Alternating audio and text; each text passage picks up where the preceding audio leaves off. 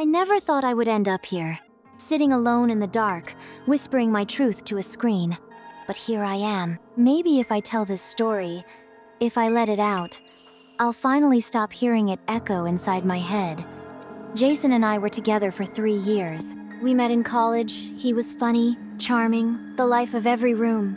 And I was the quiet one, the planner, the one who thought, if you worked hard, loved hard, and stayed loyal, life would reward you. And maybe, once upon a time, that was true.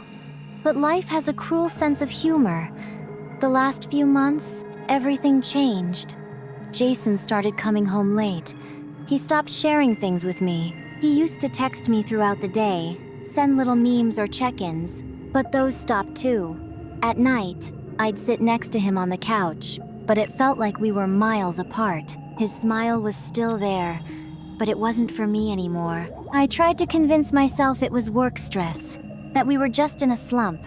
But deep down, you know when something is wrong. You can feel it under your skin, crawling like tiny spiders up your spine. You can't explain it, but it's there. That's when I started noticing the phone. How he'd flip it face down when I walked in.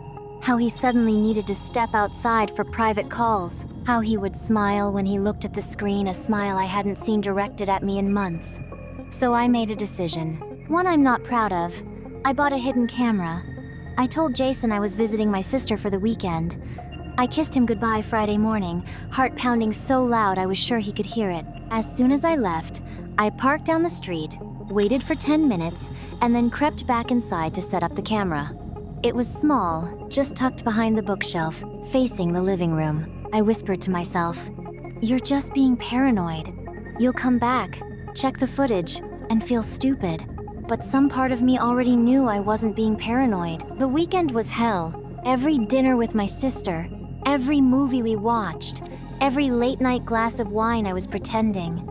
Smiling when I wanted to scream, laughing when I wanted to sob. My stomach was in knots the whole time. Sunday night, I couldn't take it anymore. I drove back early, heart racing, palms sweaty.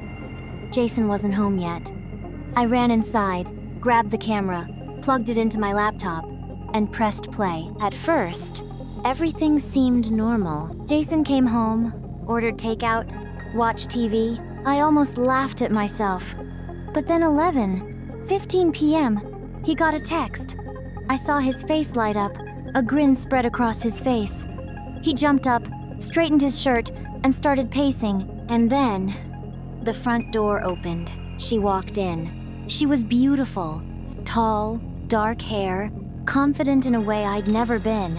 She walked straight up to him, wrapped her arms around his neck, and kissed him. And he kissed her back like he'd been waiting all day. My hands were shaking so bad I almost dropped the laptop. I pressed pause, gasping for air. But some sick part of me needed to keep watching. So I hit play. They sat on the couch, laughing, whispering. At one point, Jason raised a glass and said, to her so clueless, "I told you it would be easy." They toasted, my eyes blurred with tears. I wiped them away, trying to focus, trying to hear more. And then, she pulled something out of her purse. My spare key, the one I lost months ago.